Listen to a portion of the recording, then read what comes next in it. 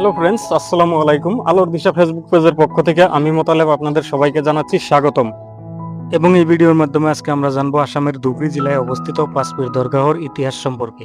So guys, এর জন্য আপনারা ভিডিও অবশ্যই শেষ পর্যন্ত দেখবেন এবং ভিডিও বেশি বেশি করে শেয়ার করবেন। পাঁচপীর দরগা এটি অত্যন্ত ঐতিহাসিক এবং পবিত্র সুফি মাজার শরীফ। এটি এই অঞ্চলের ধর্মীয় সম্প্রীতি এবং মিশ্র সংস্কৃতির এক অনন্য প্রতীক হিসেবে পরিচিত। এই দরগাটি মূলত পাঁচজন শ্রদ্ধেয় সুফি সাধক বা পীরের মাজার শরীফ। এই পাঁচজন পীর হলেন শাহ আকবর, শাহ বাগমার, শাহ সুফি, শাহ শরণ এবং শাহ কমল।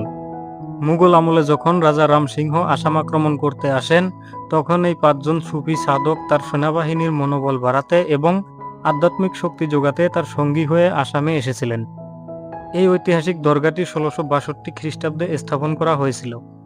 এটি আসামের ধুবড়ী জেলার ধুবড়ী শহরের প্রাণকেন্দ্র বড়বাজার এলাকায় জিটিবি রোডের পাশে অবস্থিত। দরগাটি ব্রহ্মপুত্র নদীর তীরে বিখ্যাত নেতাই ধুবুনি ঘাটের ঠিক বিপরীত দিকে এবং ঐতিহাসিক শ্রী গুরু টেক বাহাদুর সাহেবজির গুরুদুয়ারার কাছাকাছি অবস্থিত। এই পবিত্র স্থানটি আসামের সর্বধর্ম সমন্বয়ের একটি শ্রেষ্ঠ উদাহরণ।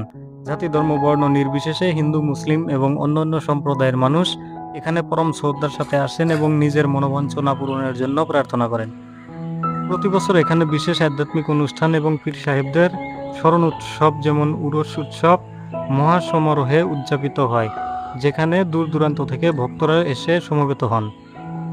আমার এই ছোট্ট ভিডিওটি যদি কোথাও ভুল হয়ে থাকে অবশ্যই কমেন্ট করে জানাবেন এবং ভিডিও বেশি বেশি করে লাইক, শেয়ার, কমেন্ট করতে ভুলবেন না। ধন্যবাদ। দেখা হবে পরবর্তী ভিডিও।